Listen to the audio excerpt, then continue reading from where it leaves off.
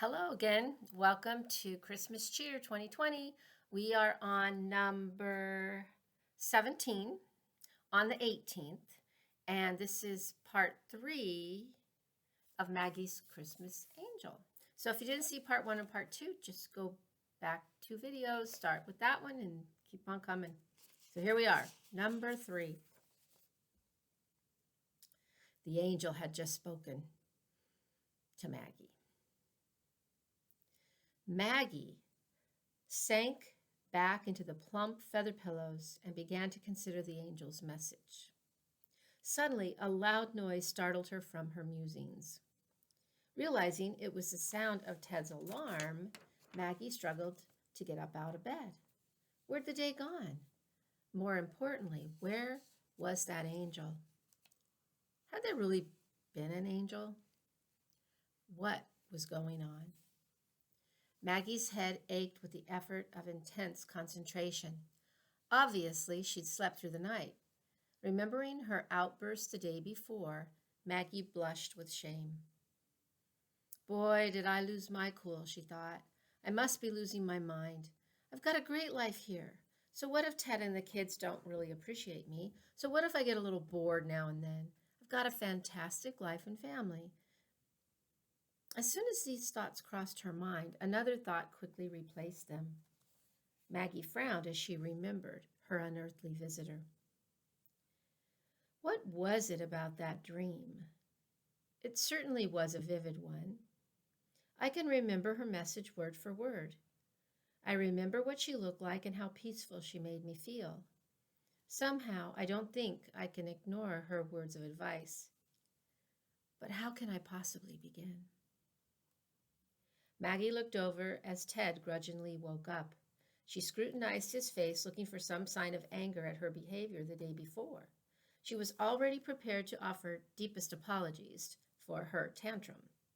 Ted, however, had already forgotten about the incident and smiled a lazy good morning to her.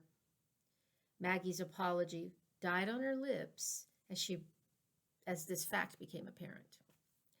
A frown appeared as the significance of this took effect. He doesn't even think it was important enough to remember for one day? I am completely embarrassed and he doesn't even remember it? That stinks. Maggie jumped up and slid into her robe. She quickly ran out of the room and into the kitchen. She filled the coffee maker with water and ground fresh beans to put in the pot. Her mind was racing with so many emotions she wasn't even aware when the smell of freshly brewed coffee began to fill the air. Well, she thought resolutely, the events of yesterday happened. I was deeply affected by my behavior. Obviously, Ted wasn't. I bet Jeff doesn't think twice about yesterday either. Mom's mad one day and fine the next. I'm sure that's what he's thinking too. Okay, so the angel was absolutely correct. The time has come for heavy-duty changes, and there is no way I can pretend it hasn't. I certainly hope the angel sticks around to lend me some moral support. I'm going to need all the help I can get, supernatural or not. As Jeff and Kelly prepared to leave the house for school, Maggie called them into the living room. She looked at them, thinking of how very much she loved them.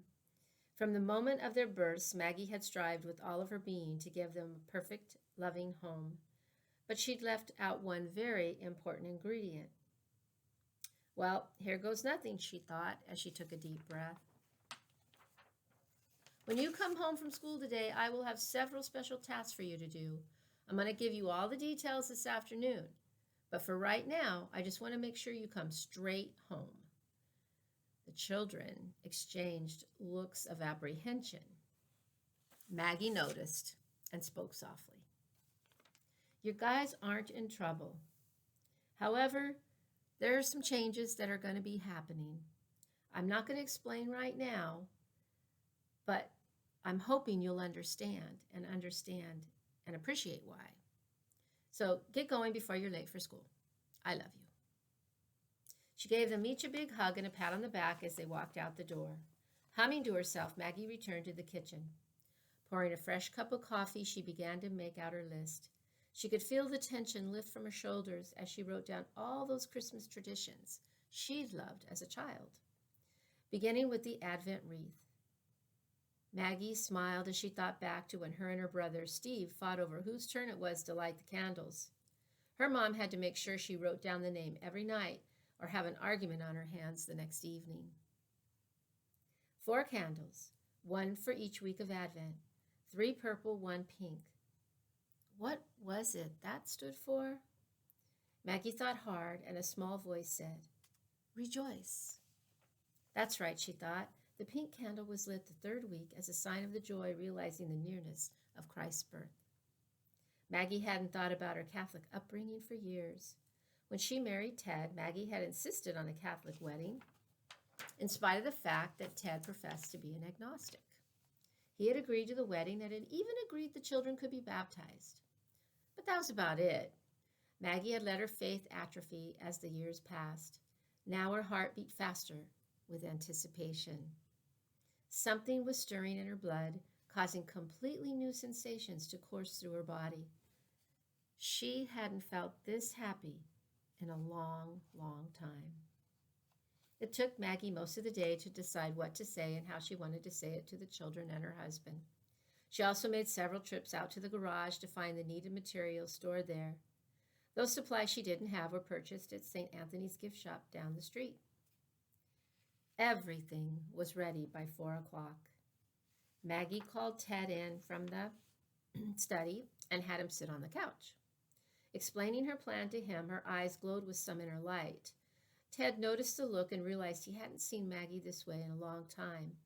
This fact caused him to listen intently to her words. As he began to understand what she was telling him, though, he squirmed in his seat.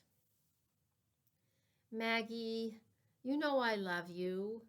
You've made us a great life here, and it's really, really special. The kids are happy. The house is cozy. Our friends love coming here because our home is so comfortable. Everything is perfect. Now you suddenly feel a need for religion? I've told you, I don't believe in God. Nothing's changed for me. If you want to attend church, that's your business, but leave me out of it." Okay, there we go. Stay tuned tomorrow for part 4 of 5. And have a great day. Find some cheer besides this. Love you guys.